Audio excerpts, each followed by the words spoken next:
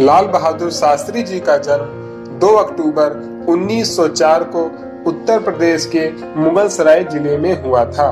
वह भारत के दूसरे प्रधानमंत्री थे। उन्होंने ही हमें जय जवान जय किसान का नारा दिया था। आज की इस वीडियो में हम उनके जीवन के शुरुआती दिनों के संघर्ष से लेकर प्रधानमंत्री पद पर पहुंचने तक की जीवन की कहानी को जानेंगे। हम यह भी जानेंगे कि उन्हें शास्त्री टाइटल कैसे मिला, क्यों उन्हें गुदड़ी के लाल भी कहा जाता है और आखिर किस कारण से प्रधानमंत्री बनने के बाद भी गाड़ी लेने के लिए उन्हें लोन लेना पड़ा था।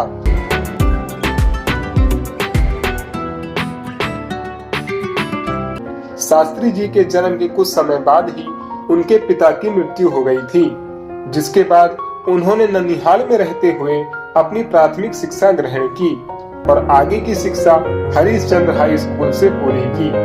आगे चलकर काशी विद्यापीठ से ग्रेजुएशन पूरी कर लेने पर उन्हें शास्त्री की उपाधि मिली, जिसके बाद उन्होंने जाति सूचक शब्द श्रीवास्तव को अपने नाम से हमेशा के लिए हटा दिया और शास्त्री शब्द को ही अपने नाम के साथ जोड़ दिया।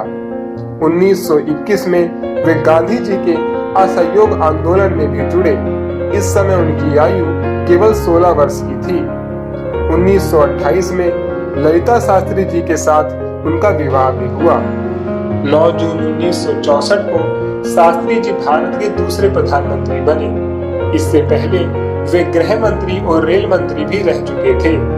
प्रधानमंत्री होने के बाद 1965 में भारत पाक युद्ध के दौरान शास्त्री जी ने अपनी तनख्वाह लेना भी बंद कर दिया था।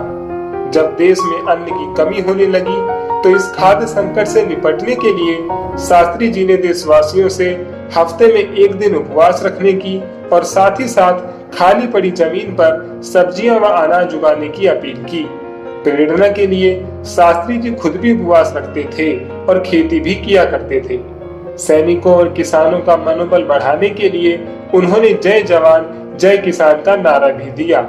इन कोशिशों का परिणाम यह निकला कि देश इस संकट से निकल पाया। खुद कष्ट उठाकर दूसरों को सुखी देखने में उन्हें जो आनंद मिलता था उसका वर्णन किया ही नहीं जा सकता।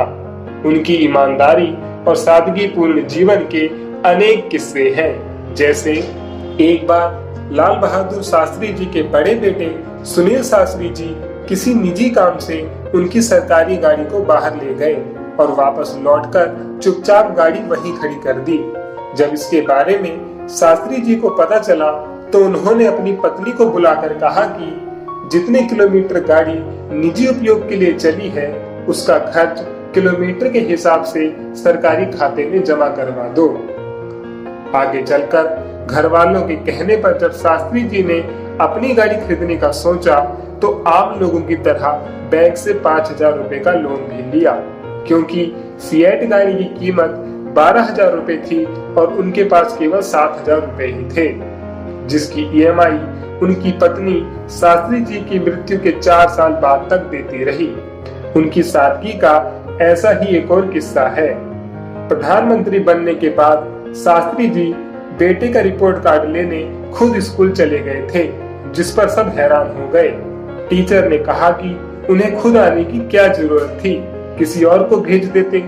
इस पर शास्त्री जी ने कहा कि ऐसा वो पिछले कई सालों से करते आ रहे हैं और आगे भी करते रहेंगे, क्योंकि वो प्रधानमंत्री बनने के बाद भी नहीं बदले हैं। तो ऐसे थे हमारे लाल बहादुर शास्त्री जी, जिन्हें शांति के प्रतीक के रूप में जाना जाता है और कभी कभी उन्हें गुदड़ी के लाल नाम से भी जाना जाता है, जिसका अर्थ होता है गरीब घर में जन्मा गुणवान बालक। शास्त्री जी का पूरा जीवन ही प्रेरणा का स्रोत है। अगर आपको इस वीडियो से कुछ सीखने को मिला हो तो इसे शेयर जरूर करें।